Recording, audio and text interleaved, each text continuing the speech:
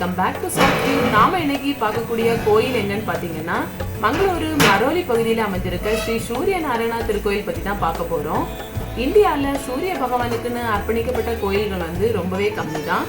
அதுலயும் ஒரிசால இருக்கக்கூடிய கோனார்க் சூரிய பகவான் கோயிலுக்கு அடுத்து பிரம்மாண்டமான சூரிய கடவுளுக்கான அர்ப்பணிக்கப்பட்ட கோயில் இந்த சூரிய நாராயண திருக்கோயில் தான்.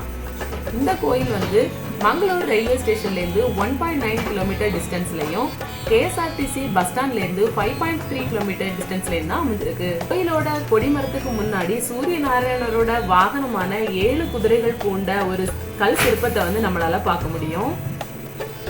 1200 வருடங்களுக்கு பழமையான ஒரு திருக்கோயில் தான் இந்த சூரிய நாராயண திருக்கோயில்.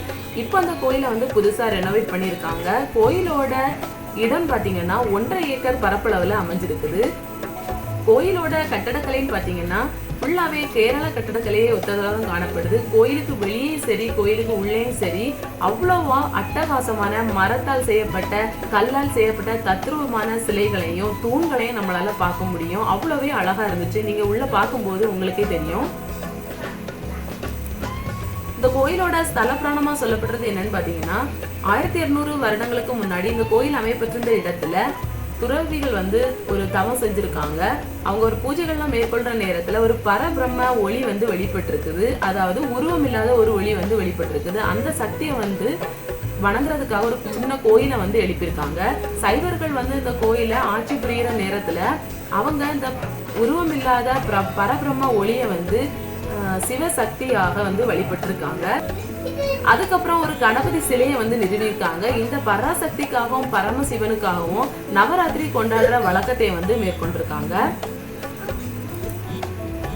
அதுக்கப்புறம் வைஷ்ணவர்களோட நிர்வாகத்தின் கீழே அந்த கோயில் போகும்போது அந்த பரபிரம்ம ஒளியோட உருவத்தை நாராயணரோடு ஒப்பிட்டு வழிபட ஆரம்பிச்சிருக்காங்க. அதே நேரத்துல பராசக்தியும் பரமசிவனையும் சேர்த்தே வழிபட ஆரம்பிச்சிருக்காங்க. அதுக்கப்புறம் ரொம்ப நாட்களாகவே சடங்குகள் எதுவும் மேற்கொள்ளாம கோயில் ரொம்ப சிதைவடைந்த நிலையில தான் இருந்திருக்குது. இந்த கோயில் அமைப்பெற்றிருக்க இடமான மரோலி, இதை சுற்றியுள்ள பகுதியான ஜப்பு, கங்கனடி, அலப்பே, பஜல், கண்ணூர், படவு அப்படிங்கிற 7 கிராமங்களை நிர்வகிக்கிற பொறுப்பை ஒரு ஜெயின் பெண்மணி எடுத்து நடத்திட்டு இருந்திருக்காங்க. அவங்க மக்களுக்காக ஸ்ரீ சூரிய நாராயணரை குலதெய்வமா நினைச்சு இந்த கோயில்ல எடுத்து நிர்வகிச்சுட்டும் இருந்திருக்காங்க. அதுக்கப்புறம் பல நாட்களா இந்த கோயில் சடங்குகள் எதுவும் நடத்தப்படாம சிதைவடைந்த நிலைமையில தான் அதுக்கப்புறமும் இருந்திருக்குது. அதுக்கப்புறம் கொஞ்சம் நாட்களுக்கு முன்னாடி தான் 15 கோடி செலவழிக்கப்பட்டு இந்த கோயிலை புதுப்பிச்சிருக்காங்க. சூரிய நாராயணரோட ஆற்றலை கொண்டதோடு மட்டும் இல்லாம பரபிரம்ம சக்தி சிவனோட ஆற்றலை கொண்டதா தான் இந்த கோயில் இருக்குது. இந்த மரோலி பகுதி, இந்த பகுதியை சுற்றி உள்ள அந்த 7 கிராமங்கள்ல சுற்றி உள்ள மக்கள் என்ன சொல்றாங்கன்னா, இந்த கோயில் ரொம்பவே சக்தி வாய்ந்த கோயில்னும் பல வருடங்களா குழந்தை இல்லாத தம்பதிகள் இந்த கோயில்ல சடங்குகள் மேற்கொண்டு பிரதிஷ்டை செய்து அவங்களுக்கு அடுத்த வருஷமே குழந்தைகள் பாக்கியம் கிடைக்கும் அப்படின்னு சொல்றாங்க. அதே மாதிரி நோய்வாய்ப்பட்டவர்களும் சீக்கிரமே குணப்படுகிறதா கூட சொல்றாங்க. அவங்க நேர்ல பார்த்ததா கூட சொல்றாங்க.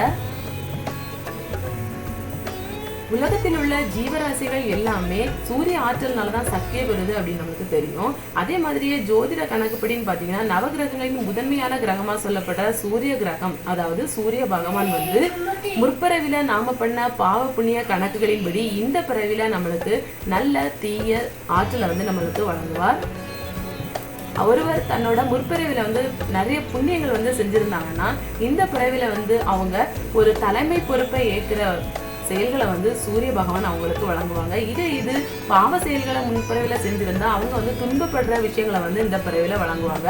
அதுக்கு ஜோதிடர்கள் என்ன சொல்லுவாங்கன்னா, அவங்களுக்கு ஜாதகத்தின்படி அவங்களோட திசையில சூரிய திசை நடந்துட்டு இருந்துச்சுன்னா அவங்க துன்பப்படுற நிலைமையில இருந்தாங்கன்னா கண்டிப்பா அவங்க சூரிய பகவானை வழிபடணும், சில சடங்குகள் மேற்கொள்ளணும் அப்படின்னு சொல்லுவாங்க. சூரிய பகவான் சிவபெருமானோடு சேர்ந்து நமக்கு அருள் பாலித்தால் அது சிவசூரியன் அப்படின்னும், சூரிய பகவான் நாராயணரோடு சேர்ந்து நமக்கு அருள் பாலித்தால் அது சூரிய நாராயணர் அப்படின்னு சொல்லுவோம். இந்த கோயில எழுந்தருளி இருக்க சூரிய நாராயணர் சங்கு சக்கரம் ஏந்தியபடி 7 குதிரைகள் பூண்ட தேர்ல கிழக்கு முகமா நமக்கு காட்சி தராங்க. சூரிய பகவானுக்கு ஆதித்யா, ஆதவன், மித்ரன் அப்படின்னு பல பேர்கள் சொல்லி நமக்கு அழைச்சாலும் நம்ம வாழ்ற இந்த கலியுகத்துல ஆட்சி பொறுப்புல இருக்கக்கூடிய சூரிய பகவானோட பேரு விவஸ்வான்.